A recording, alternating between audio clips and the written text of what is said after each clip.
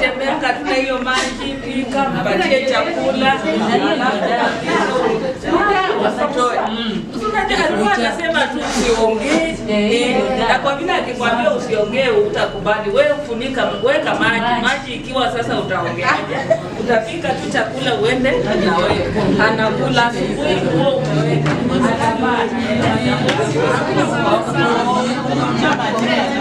Unajua unaweza nyamaza tu uende utengeneze, umpatie, akula, abadilishe. Watoto wanasoma.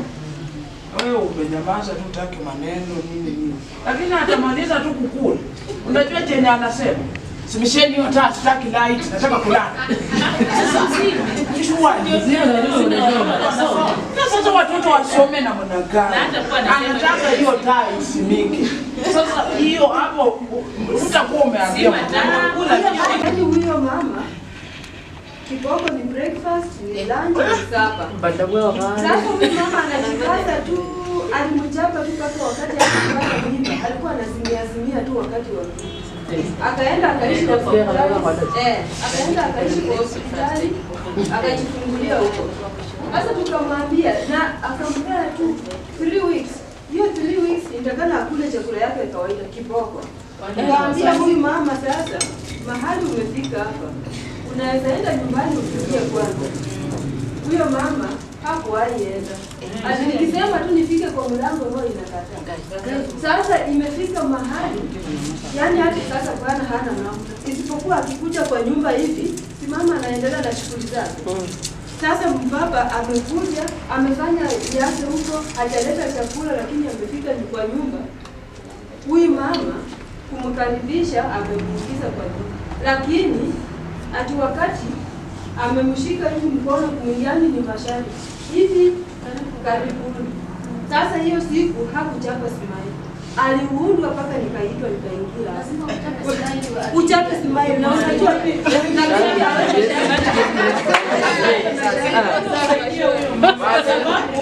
na serikali sasa kwamba huyo mke wake sio slave. Tulitoka kabisa hapo. Yaani ati mtu asipo smile na hata anakushika kwa nini? Hapo yani hata atiroga anakataa. Ndugu zake walikuja. Na huyu mama hataki kwenda. Lakini sasa kuna kitu anafanyia mama hivi. Hawezi toka. Sasa ndio mama akijaribu kujitetea ati hata kama ni wewe unaweza cheka mahali kuna wengine wako na prayer partners. Nasema sasa ndio huyo anakuja. Ni maombi tu unatoka. Maombi saa zingine inasaidia. Saa zingine kila mara. Maombi inasaidia kwa sababu umejaribu. Na kitu mimi najua Mungu anapenda akina mama. Na hata hiyo pesa yenye wao mnapata ni vile Mungu anafanya nini? Kwani wewe hiyo nyumba ulijenga aje? Na huyo mtoto alisoma mpaka university aje? Ulikuwa na pesa? Si ni Mungu. Mungu hata kama hataki kununua chakula, hakuna siku yenye watoto wako watafanya nini? Watalala nje.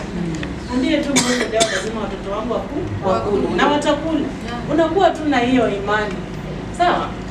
Alafu understand the power of women. Tumesema usipo unapigwa tu na huko tu hapa sasa kwenu roho inakataa kwenda kwa kushtaki pia roho inakataa. Yaani umekuwa mama mpumbavu ama ni aje? Sasa tusikuwa wapumbavu, tuchanue pia wengine. Kama kuna shida mwelekeze, enda kwa pastor. Usiwahi fikiria ati sasa hiyo shida unapitia wewe ndio wa kwanza. Nani alikudanganya? Ati sasa ni mimi tu. No. Kuna watu wengi ambao wamepitia hizo hali na waliweza kupita. Sasa you are not the first one and you are not the last one. Maisha bado inafanya nini? So the reason why you are experiencing that issue or that challenge is because God is preparing you so that siku moja utasimama encourage mtu mwingine. Hiyo mbinu yako yenye ilifanya kazi utashare na mwingine. Wengine wanasema ati mimi Mungu alinidana ama nini. Sio kukulaani, anajua wewe tu Florence unaweza deal na hii. Mbona hiyo kitu inakuja kwako? Anajua huyu Rose ata break down and that will be the end. Lakini with my daughter Florence, I know she will make it. So let us know that the challenge that we are facing is because God is preparing us, or you are passing through so that tomorrow you can be a solution to someone else, to another woman. Hata utaitwa uende Uganda. By the way, mnajitayarisha, tutakuwa tunawaita. twende uongeleshe wa mama Uganda, twende uongeleshe. Mimi nimefanya kazi Uganda na Tanzania.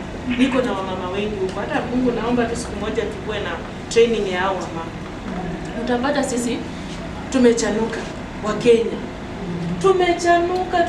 Hata tukiwa tu kwa training tumeita tu wamama kutoka grassroots levels wa Tanzania wa Kenya. Utaona wa Kenya wanafanya nini? Huwa anatokelezea tu. Why? Because we are empowered. Sasa usijione ukasema mimi siwezi. Hapana, unaweza. Mwambia mwingine unaweza. Unaweza. Alafu stay on current issues. The world is changing. So women need to adjust. Vitu zenye tulikuwa tunafanya tu kitambo hizo tu nini acha pesa, mzee amesema sifungue account, sijui nini nategemea. Usipo change utafanya nini? If you don't change will do what? Change you. Because unajua wanawake kwa community wanakuwa role models. Na mimi najua all of you are role models, ndio? Na mkue na miti, mwanze kupanda. Si hiyo itakuwa role model. Watoto wakasema, mimi nataka kuwa kama mama fulani, si ndio? Hata wewe mtoto wako atakuwa, labda hawezi kuambia lakini atakuwa anasema na huyu mama ako unique. Na that is how you mentor our children, how we mentor our girls, how we mentor our sons. Sawa. Alafu moral support and network, poverty and depression. You know what motivates you to become an agent of change in light of climate change is because wewe unaanza tumika kuleta kuondoa hiyo umaskini katika kumbia. Angalia tu wakati mlianza hiyo kikundi yenu, vile tu hao mama walikuwa hiyo wakati mlianza na saa hii, si kuna utofauti? Ama nadanganya? Mimi hata wakati nilianza kukutana na akina Melissa, kukutana na akina Stella, hao watu hawakuwa hivyo. Sasa hii naona watu wengine tofauti kabisa. Wengine wenu hata najua mpaka kwenu. Yaani kuna tu mabadiliko makubwa. And that is why we want you to be agent of change in our community. Alafu tunaenda tuna meet pale tuna meet huko kwa chief. Pale kuko na chief office. Sasa hiyo nimeambia hata chief anapita nini? Aite mkutano.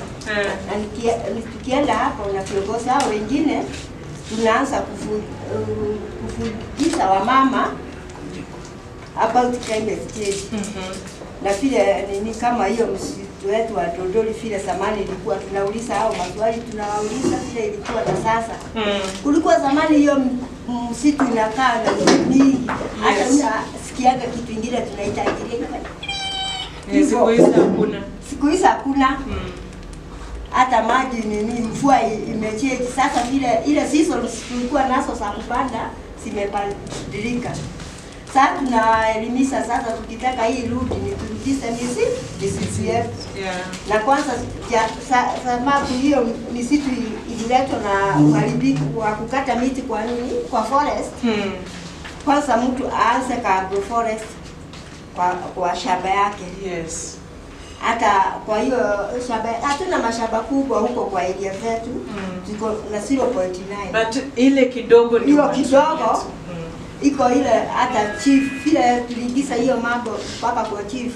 Ameapia kila mtu ni lazima awe na miti fulani kwa nini kwa compound yake. Yes. Na sasa hata hiyo miti hata kama ni yako huwezi kata. Hapana. Lazima ukuwe na kibali ndio nini kwa chief na isemekane kwa nini wakati nini inapuniwa ndio tupate kuni. Sasa tuna prune iko wakati ule tunapewa ruhusa ni yako iko kwa shamba yako sio aliji. Lakini tumeulisa hivyo ndio tukarudi. Hata ukikuja kwa ile area yetu utaona sasa msitu ulitoka huko kwa forest iko kwa maboma zetu. Yes. Ukienda huko juu utaona iko kwa nini. Tuna prune miti yetu once per year. Na hiyo kuni unatumia kwa hiyo alafu sasa mwaka hii ingine tena si kukata lakini na unapanda ya matunda. Na sana siku hizi tumehimizwa hata tupande ya matunda hiyo avocado juu hata president yetu ametutafutia nini pahali ya kupeleka to export. Contribute iko ya savings na ingine tunafanya kama hujafanya hivyo unalazimika kufanya. Okay. Na tena hata sasa mabwana zetu wamerudi, akakuja akasema hii kazi ni ya vijana, sitaki kuona hivi sugura hiyo ikatoroka hivyo ikaenda hivyo. Sasa tukaanza hii mradi wa miti, akasema tena hii miti huku kwangu sijakubali mwanaume akuja hapa kufanya nasari. Nikamwambia mzee wangu, unajua hii nasari wakati wewe utashindwa kuendesha hii maroli inaendesaga utakuja hapa tuwe tukiweka hii miti na tutakuwa tukipata riziki yetu ya kila siku. Inasaidia sisi. Sio hata hiyo gari anashindwa na kuendesha, si amekuwa mzee. Kama mtu ako na over 70 ni mzee. Asante petitions that a certain issue situation exists that should be addressed. Unajua, yani unafikia sio tu akina mama pekee, unafikia hata chief, unafikia watu wenye wako na usemi, si ndio? Alafu wataweza kukusaidia kueneza. Maanake chief akishajua, chiefs unajua vile watu wanamheshimu. Sasa chief au watu wote utaelezea watu. Hata kuna wenye watatoka hapa kama hawajanini, lakini kuna wawili watatu watakuwa wamesema mama fulani ametusaidia, si ndio? So ni kujua tu ni watu gani ambao unafanya nini, unashughulikia. Population, politicians and all the issue, existence and public concern about it. So we've talked about that.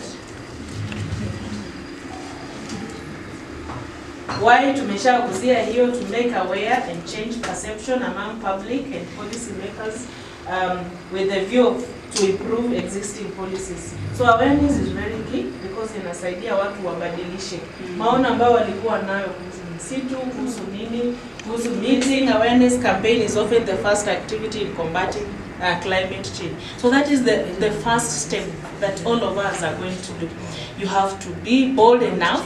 You have to speak out, you have to reach out to different meetings, different communities, and share that message. So that will help them get to understand and get to be with you and help you move to other areas so that you pass that information. It also helps people understand and address the impact of global warming. Tumeongelea mambo ya global warming. Yani kuna wakati hata huko kwetu, unajua kwetu Kakamega mvua inanyesha kila siku kwa sababu ya Kakamega forest. But kuna time mvua tena inapotea mpaka unashangaa na hii misitu bado iko. Hii mvua imefanya nini? Unasikia it's very hot. Yani ile jua ambayo inachoma.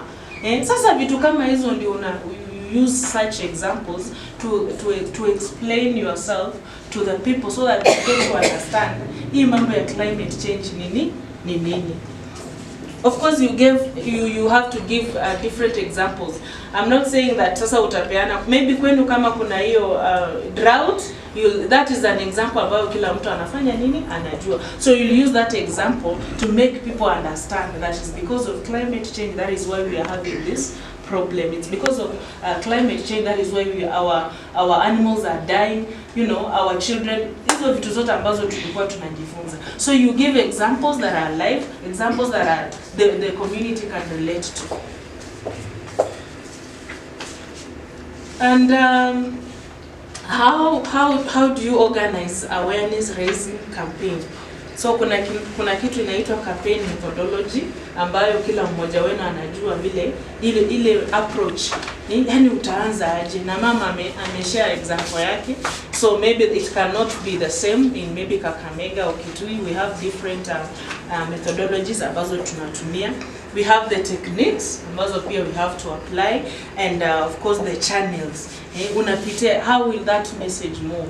Are you targeting the schools? Are you targeting the women groups? Are you targeting the chief barazas? So you need to know which channels are good for you to use to sell that information, to make sure people understand, so that they can help you move to other areas with the same information.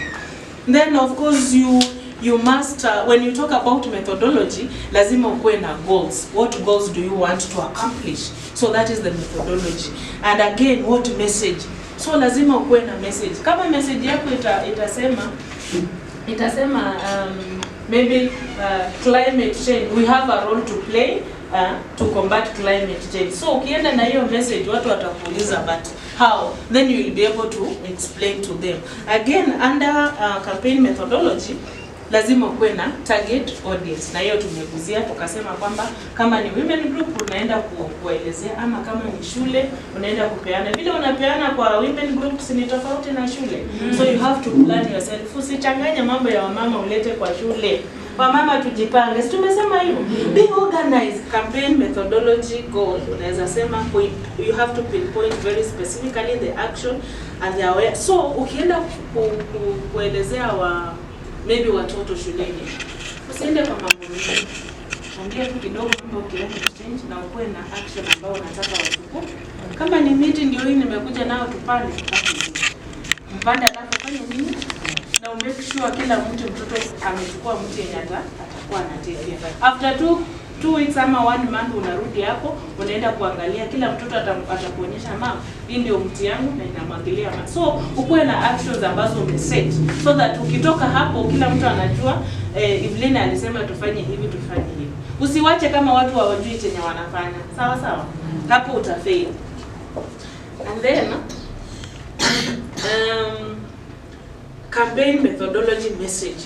Message development is very important. Tumesema hivi. So you have to choose message ambayo ina resonate ama inaguza wamama kama unataka wamama wafanye hiyo campaign.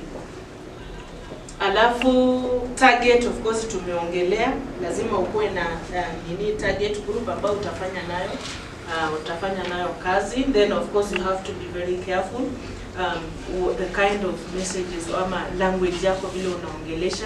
Ukiongelesha wamama lazima ujue unaongea nini. Ukiongelesha wazee pia lazima na umevaa aje, si ndio? Unajua ukienda inategemea pia na kazi. Hizi meetings usiende kama sema mwalimu I'm so grateful, lakini nimeshukuru. Asante sana mwalimu. Ukitoka nasema hapo nimemaliza mambo yako. Channels tumeongelea mambo ya by the way, kuna watu ambao mnaweza pata kusikika kwa hizi media za nyumbani, local media change. Vile tuko tu kwa communities tumejifunza how you are going to approach it, how you are going to share with people, what is the approach, what is the technology, the techniques. Hizo vitu zote tumejifunza. Sasa mimi naomba tu mkirudi nyumbani jameni, don't let me down. Yeah. I'm really hoping that I'll be in touch with all of you. Sisi wote work as an office will want to follow up. Na most of the time atakuwa Claire. Na alafu siku Claire atakuwa na wakati wake. Alafu akimaliza mimi ndio utakuwa naona anafanya nini. Na usikatae kushika simu yangu. Sasa huyo ndio anataka nini sasa? Huyu mama. Hapana, sitaki tuwe hiyo maadui. Niambie tu madam yenyewe. Bado lakini tunapa. Pia mimi nikuwe na story Kenya naambia huyo mzungu. You need to come to Kenya. Kama mtasema mmehama. Thank you so much for listening. Chapter 31 verse 10 says, a wife of noble character who can find, she is worth far more than rubies. Her husband has full confidence in her. Rubies ni pesa. And lacks nothing of value. Bwana yake, kuna mtu anasema tusome ya Kiswahili. Her husband has full confidence in her and lacks nothing of value. Not harm. All the days of her life. Bibi analetea bwana yake mambo mazuri peke yake, hakuna siku anamletea mambo mabaya. She selects wool and flax and works with eager hands. Anatafuta wool, ni hiyo tunatumia kushona hizo kama ni sweater ama nini. Anaenda anatafuta zile mzuri, analeta na anashona vitu, manguo na kila kitu ambayo nyumba yake kuanzia kwa bwana mpaka watoto wanatumia. She's like the merchant's ships bringing her food from afar. She gets up while it is still dark. Kama masaa ngapi? Saa 11 hivi. Sasa kulala mpaka asubuhi, ujue wewe si mwanamke wa nyumbani. Asubuhi na uulize ati sasa na bwana bado amelala. Hapana, wewe amka. She provides food for her family and portions for her servant girls.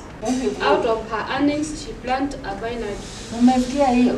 Anatafuta shamba, anaenda ananunua kutokana na yale mapato ambaye mwenyewe amefanya nini? Amepata. Si ati anauliza bwana ati si mnasikia hii mama? She sees that her trading is profitable and her lamp does not go out at night. Mafuta kwa taa hizo. In her hand she holds the distaff and grabs the spindle with her fingers. Anafanya kazi na mikono yake. Kama ni kushona hiyo sweta mwenyewe na mikono yake. Sweta yako inaweza kuwa ni tofauti. Labda sio ile ya kushona, labda ni ya kwenda nje kufanya kazi, kulima kwa shamba, lakini mikono yake inamletea dhamana. She opens her arms to the poor and extend her hands to the needy. Umesikia? Sio ati yako peke yako na bwana na watoto. Wale wenye pia ni maskini wafanye nini? Wakuje kwako na uwapatie na roho mzuri bila kucomplain. Wale ambao ni orphans hawajiwezi, wewe ndio huyo ufanye nini? Uwasaidie. When it snows, she has no fear for her household, for all of them are clothed in scarlet. Wakati kuna baridi nyingi, haogopi ati mtoto atakuwa mgonjwa, sababu amenunulia kila mtoto sweta. Kila mtu amevaa vizuri. She makes coverings for her bed. She is clothed in fine linen and purple. Kitanda yako inakaa ati bwana hajanunua blanketi, hajanunua bed cover, hajanunua nini. Unasikia hapo? Ni bibi ambaye anafanya nini? Anaenda kutafuta kama ni blanketi na shuka na atandike kitanda vizuri. Ndio mtu akiingia, bwana akirudi akiingia kwa nyumba anaona kitanda ni sasa kama mablanketi imetupwa tu na kablanketi kale hata atataka kukaa hapo kwe. Na usiseme ati hajanunua sasa anataka kutoe wapi? Ni bibi ndiye anataka nafanye nini? Yes. Her husband is respected at the city gate where he takes his seat among the elders of the land. Sasa bwana anaheshimiwa kwa sababu gani? Kwa sababu ya bibi. Kwa sababu ya bibi yake akifika tu kwa wazee wanampatia kiti. Kwa sababu ya kazi ambayo bibi anafanya. Jina ya bibi ni mzuri. Ameguza watoto ambao ni mayatima, wale hawajiwezi yako hapo. Garments and sells them and supplies the merchants with sachets. Hiyo ni business. Anafanya. Analeta, anauza. Pesa inaingia. Ana supply kwa mashule, ana supply kwa hospitali, pesa inafanya nini? She is clothed with strength and dignity. She can laugh at the days to come. For the affairs of her household and does not eat the bread of idleness. Rise and call her blessed, her husband also, and he praises her. Yes. Women do noble things, but you surpass them all.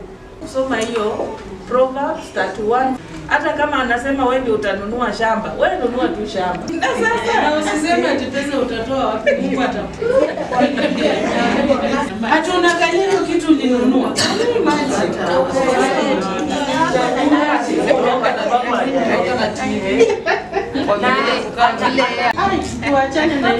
Sisi wa mama. Ama vile umefika Nairobi hivi. Haijakuwa tu ya mama moja ukichukua. Sasa kama umekuwa ukienda kando na Mungu, ona tu. So wacha tuongee tu na Mungu kulingana na neno lake vile tumeisikize jinsi ambavyo mwenyewe amefanya nini? Amesema. Bwana asifiwe. Kwa nimesema sasa ninafikiria nifanye hii. Ndio tufaidike kwa ile safari ambayo tulifanya jana. Tunataka kurevisit hizo business plan. Tuongelee mambo ambayo tuliona. Tulikuwa tumeamua tunafanya hivi na hivi na hivi. Hata kama ni maybe your business idea was there. For example, kama maybe vile wanatengeneza feed yao, vile wanalisha, na hata mpaka mwisho sukuma peke yake ndio unaenda kupanda. Na jana tuliona vitu vingi apart from sukuma. Tuliona nini? Nyanya, vitunguu, ile vitunguu ya matawi. Nani alikuwa amefungia hiyo pesa? Si bado mna hizo vitu. Sasa kama ulikuwa umeweka hapa ati mtapanda mahindi na maharagwe ama celery utapanda ama hiyo vitunguu ya matawi yenye tuliambiwa hiyo inakuwa haraka na una harvest unauza. Na kweli huko nyumbani where I come from hizo vitunguu ndio huwa zinaenda sana. Ndio hizo za matawi. Watu wengi wanapenda hiyo na ni cheap. Pesa yake yani hautumii pesa mingi kununua.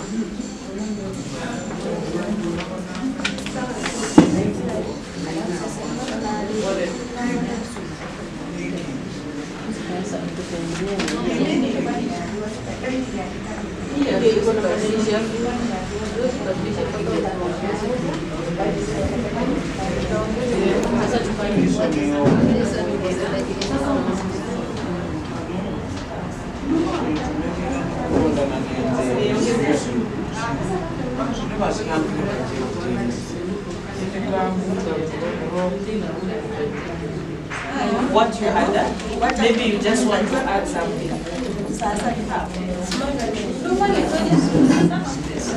Ukiona vile agroforestry ilikuwa pia uko na chakula umepanda hapo ndani. So yani we are thinking kama ulikuwa umeamua labda ni miti tu unaweza kuona hata naweza weka hizo vitunguu. Sasa kama miti inaendelea kukua ni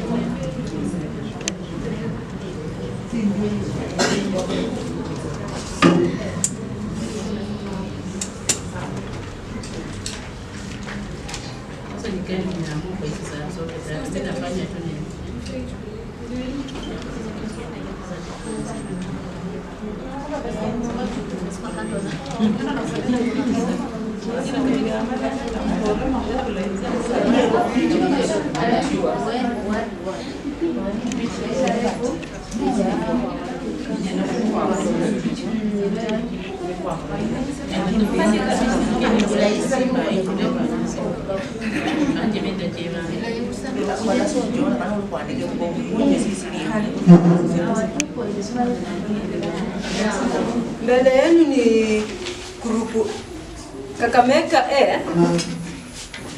nataka kuwapatia project yenye wanajiandaa kwenda kufanya. Introduction, mimi ni Eunice Wasike, Salome, Rosemary, Judy Wase, Prefect, Esther Morris. Project yenye tulikuwa tumechagua kitambo ilikuwa tree planting.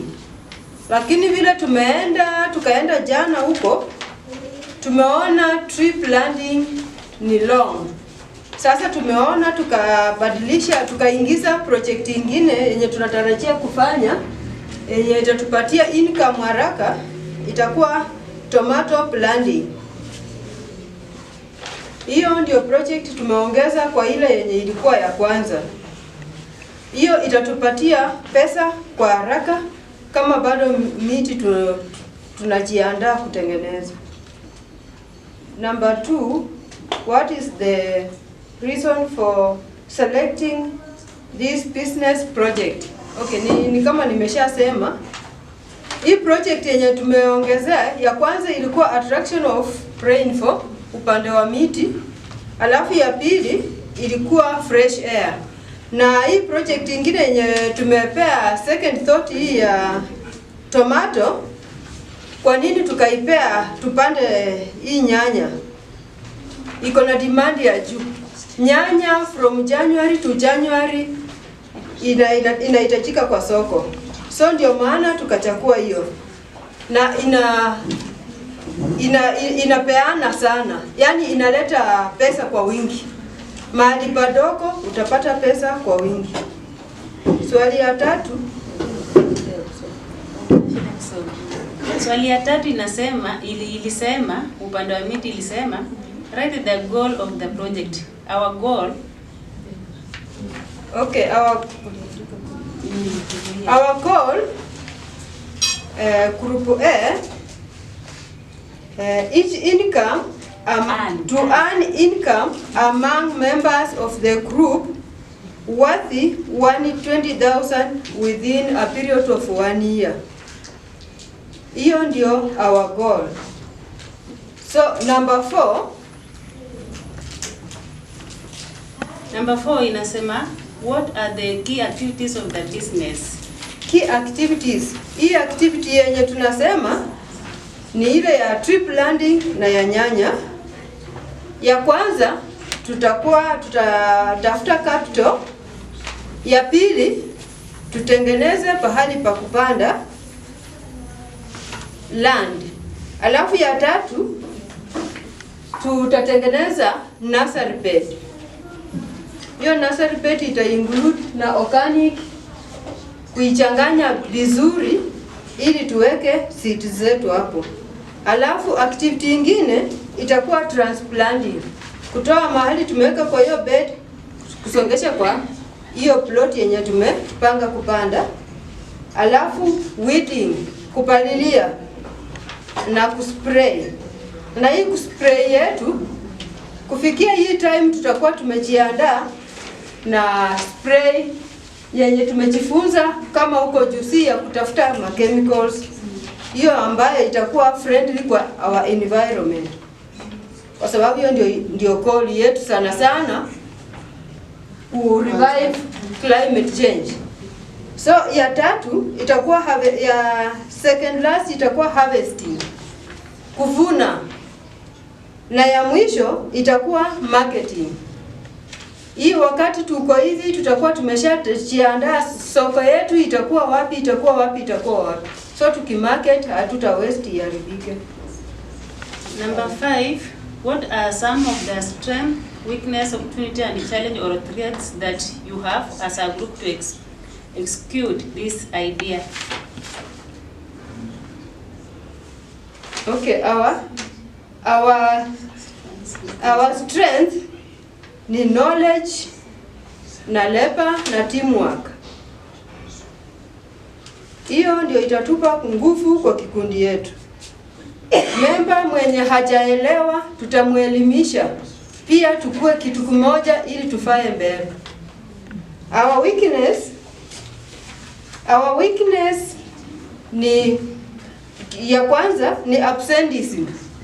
Kama sisi members tutaweka rules na regulations yenye itacover our group.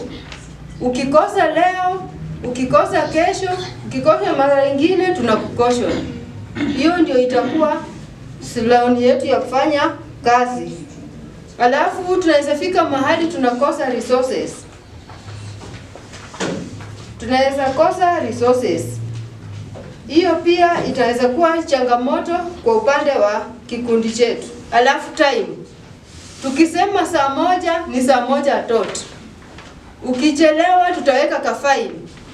Ukichelewa unaleta hako kafaini katatusaidia kununua vitu zingine. Opportunity ni members, donors, governments na NGO. Challenges na threats. Vile mnaelewa nyanya inakuanga ya ugonjwa mingi. Sasa hiyo inaweza kuwa challenge. Alafu natural calamities. Naweza fika flowering stage na mvua inyeshe ya mawe. Hiyo itakuwa changamoto kwa upande wetu. Sasa vingine tunaweza kuwa insecurity. Unajua tena ikikuwa kwa high demand, kuna mwingine naye anataka kuvuna mahali ya kuweka. Anaweza nyemelea usiku afuna akimbie pia apate nini? Pesa pale. Insecurity. Alafu price fluctuation, tunaweza panda na upate mimi nimepanda, huyu amepanda, huyu amepanda. Tukienda kwa market, labda tukuwe na common market, unapata price yetu iko chini sana, na wakati labda imeenda juu unapata hatuna hiyo harvest. So tutajitahidi tuone venye tutakuwa tuki overcome hii.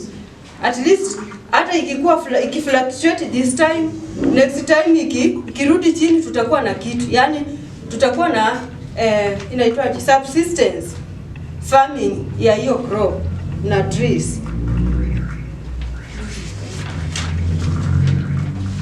Number 6. How will you respond to the action? Pamoja tujenge mazingira. Pamoja waione hapa vizuri. Tuko pamoja. Tuko pamoja. Pamoja tujenge mazingira. Tuko pamoja. Pamoja tujenge mazingira. Tuko pamoja. Mama Kitui. Tuko pamoja. Mama Kitui. Tuko pamoja. Pamoja tujenge mazingira. Tuko pamoja. Pamoja tujenge mazingira. Tuko pamoja. Mama Jago. Tuko pamoja. Tuko pamoja, pamoja tujenge mazingira. Tuko pamoja, pamoja tujenge mazingira. Tuko pamoja, Mama Samburu. Tuko pamoja, Mama Samburu. Tuko pamoja, pamoja tujenge mazingira. Tuko pamoja, pamoja tujenge mazingira. Tuko pamoja, Mama Tanzania. Tuko pamoja, Mama Tanzania. Tuko pamoja, pamoja tujenge mazingira. Tuko pamoja, pamoja tujenge mazingira. Tuko pamoja, Mama Kenyete. Tuko pamoja, Mama Kenyete. Tuko pamoja, pamoja tujenge mazingira. Tuko pamoja, pamoja tujenge mazingira. Tuko pamoja, ameshiba sana basi. Tuko pamoja.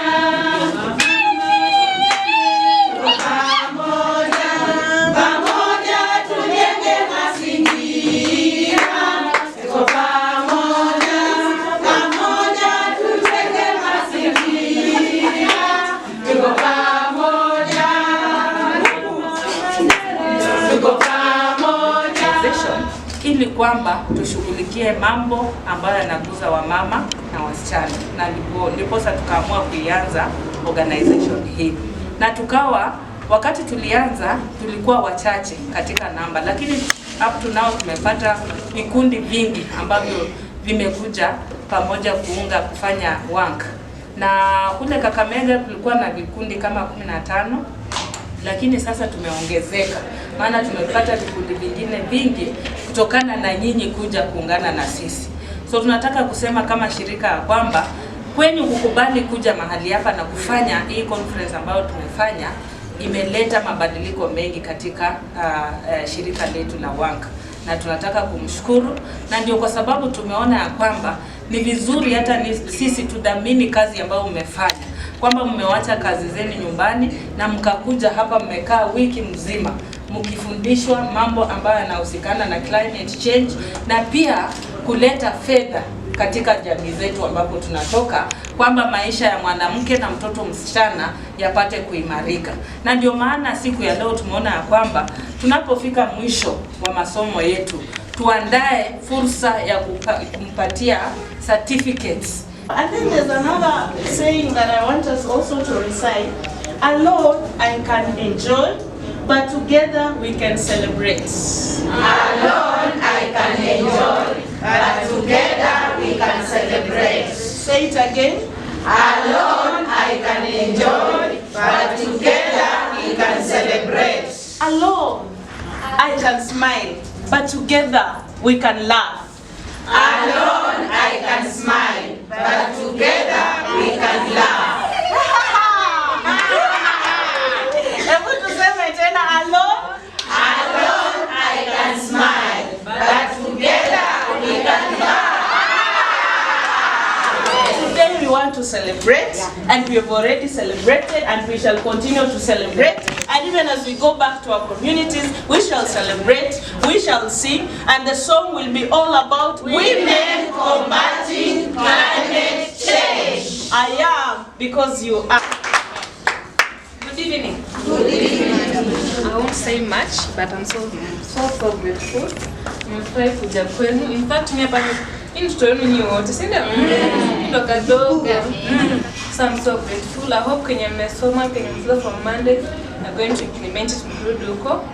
And also I believe me exchange contacts. Ama mtakuwa mnapigiana simu na uzana mmefika kitu kama hiyo, si ndio? Muombe maybe tutakutana next time. All the best. Thank you. Simba ya mapana, Simba ya mapana, Simba ya mapana, Simba ya mapana, Simba ya mapana, Simba ya mapana, Simba ya mapana, Simba ya mapana.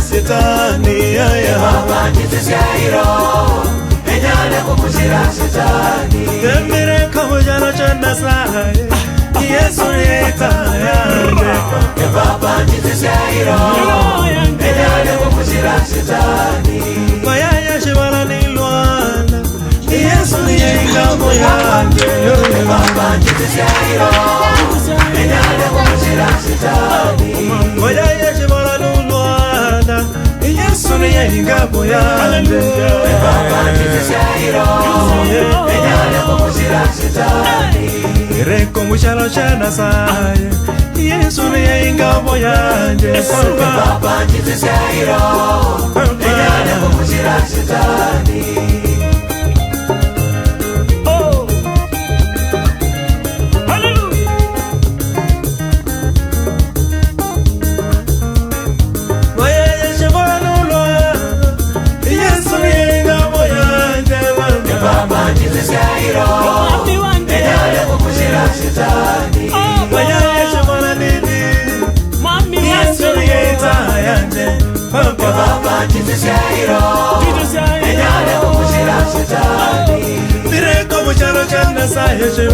Yesu niye ingabo yanje gutwa Baba nitisiairo enyale kumujira setani Setani yabonga mahono kange Mwami wange umbolole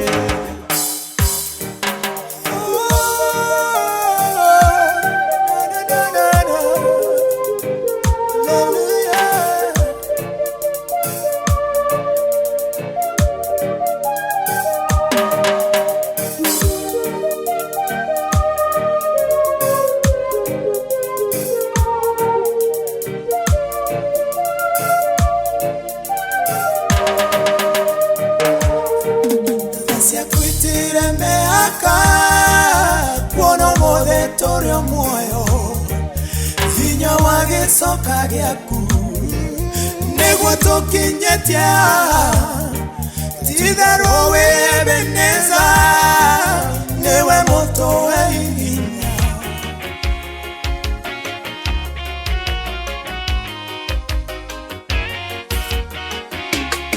Tokare enda ngoma jilaro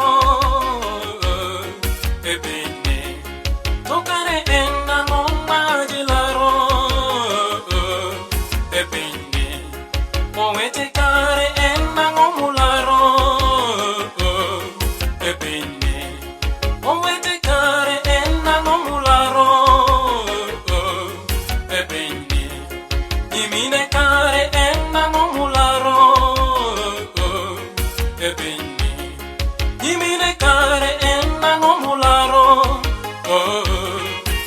ine walutote donge wanyitim Nyasaye apenjo walutote donge wanyitim Nyasaye apenjo walutote donge wanyitim Nyasaye apenjo kawadu kosoni takidire yosieka kawadu kosoni takidire nyapiwa mondikete pi inyise kosa duto mosetimo mondikete pi inyise kosa duto mosetimo kawadu kosoni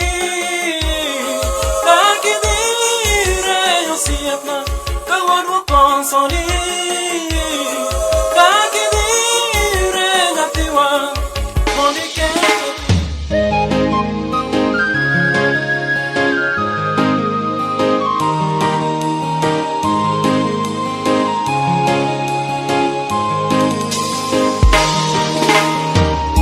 Baba naomba kibali chako kibali chako Yesu naomba ushirika wako